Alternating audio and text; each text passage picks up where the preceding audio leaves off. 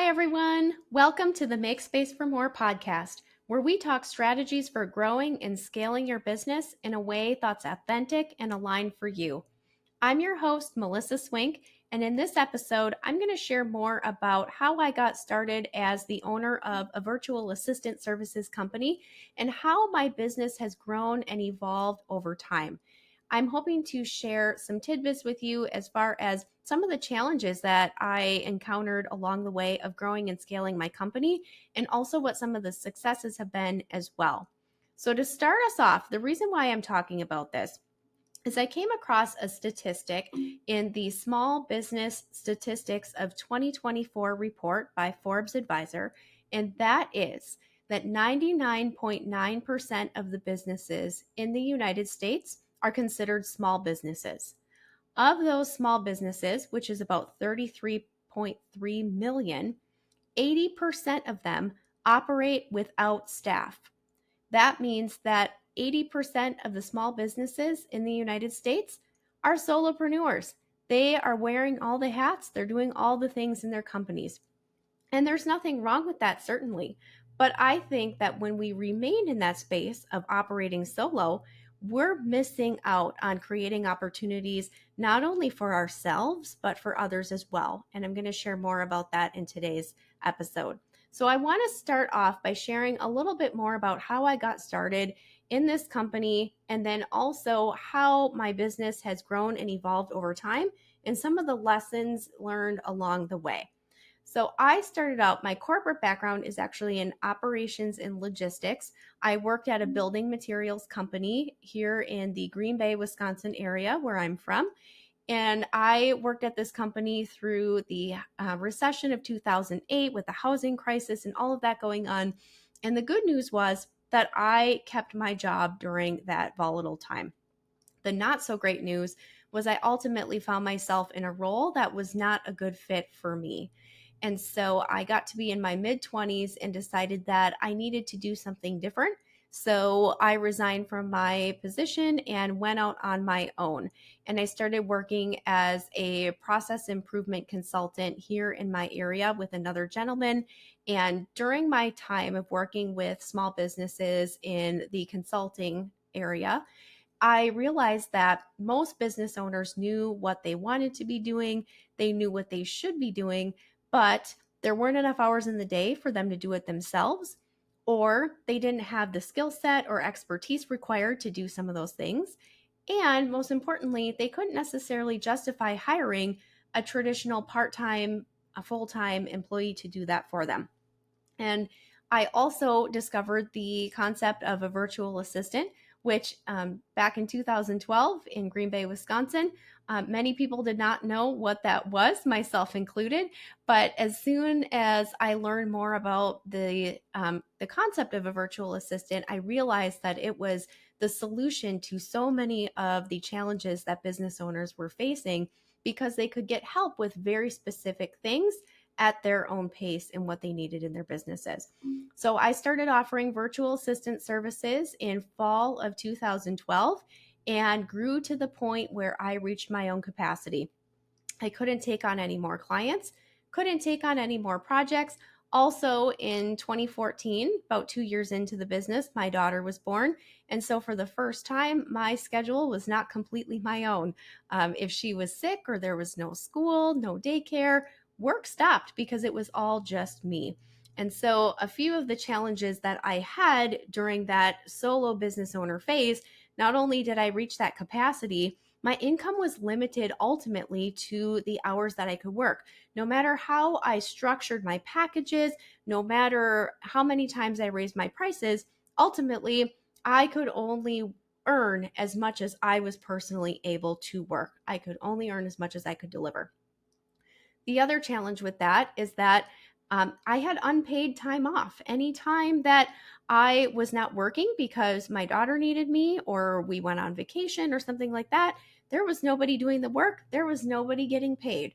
So I was really stuck in this position of I created a job for myself, which on one hand was great. It was paying my bills, but there wasn't opportunity for me to really have that time freedom that I craved by being a business owner. And my income was very, very limited. So I decided in 2018 to give working with a team a try. I ultimately ended up hiring two subcontractors, two with very different skill sets. One was very organized and analytical, the other was very creative, where she would create graphics and social media content, things like that with our team. And we worked together. They worked primarily behind the scenes, and I was still very client facing. The challenge with that business model was that I spent my time as an air traffic controller. So even though I was able to work with more clients and do more projects because I had the help of a team, I traded that time in for the constant back and forth communications and the project management.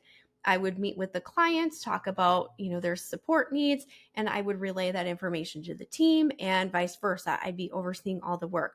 And that's how I functioned for quite a long time until eventually I reached my capacity point again versus how many calls I could have in the day, how much I could relay to the team. I ultimately became the bottleneck in my business with that model.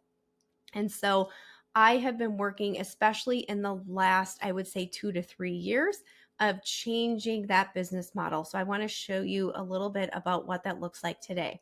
So I have all of our clients are matched with a lead virtual assistant who serves as their right hand, their main point of contact, the person who's doing the project management on their account.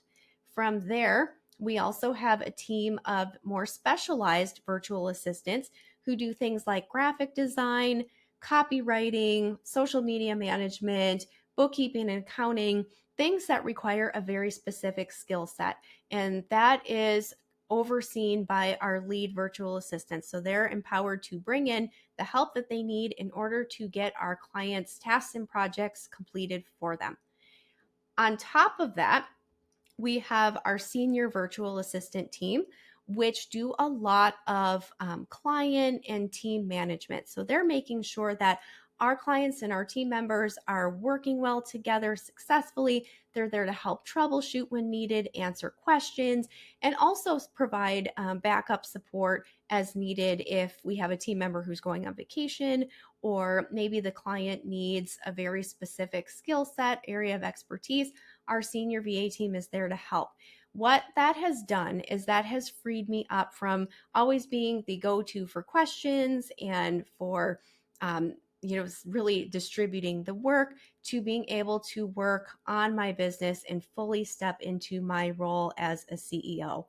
So some of the additional successes that we've been able to experience under this business model, going back to my original statistic, is that we've been able to create many more opportunities for our clients because we're able to serve more people and help them grow and scale their businesses and work with an amazing team. We've also been able to bless so many talented people with work opportunities to serve those clients in those businesses that they want to serve. I also have enjoyed in my role as CEO the ability to work a 20 to 25-hour work week and focus my time these days on growing the business, making connections with other business owners, looking at joint ventures, really leading my team and making those connections. And, one of the things, creating this podcast and being able to share more about strategies for growing and scaling companies from solo and building up from there based on my experience. With our team, some of the successes in the current model that we have quality control built in. We have checks and balances in place because we've got multiple team members involved in different accounts. We're able to create a more consistent client experience because we have this team structure in place. The business, as it's grown, really has become less about me and more about the people that I'm leading and we're serving. We have this scalable business model now that we're able to continue to support additional businesses in their growth journey and be able to provide work to more and more people. Ultimately, when I look back at the way my business has changed, since I operated as a solopreneur to now having a team of about 20, we have 20 times our revenue since then. Profitability has grown 5 times. So investing in systems, investing in team has given a return that I could never have imagined. I know in the beginning, it seems like when you grow from a solopreneur to investing in things like software, things like team members, it feels like an expense. But I can tell you, being on the other side of that, it's definitely been rewarding, not only being able to bless other businesses and other people, but it's also been rewarding financially and in time freedom as well. So, with that, I encourage you to tune into our next episode of Make Space for More, where we're going to talk more about the framework that I've used personally and the framework that we use for our clients to help them grow and scale their businesses and what each of those phases look like. We're also going to talk about in future episodes what holds us back from making those changes that we know we need to make in our business, and also how to break free. Most importantly, we're talking about here's where we've been, here's where we want to go. How do we do that? It's not so much about what we want to do or why we want to do it. It's really getting down to like, okay, how do I make that happen? I know that I'm stuck. How do I get unstuck? How do I grow? How do I serve more people? How do I create more time for myself and do more of the things that we love? We're going to dive into all of that on this show. So thank you so much for joining me, and I will see you in the next episode. Thank you for tuning in to another episode of Make Space for More. We know these insights are valuable, and we hope you are inspired to keep growing your business beyond you. Remember, growth is a journey, and you don't have to go it alone. Until next time, keep automating, delegating, and elevating your business. This is Melissa Swink, and I'll see you on the next episode of Make Space for More.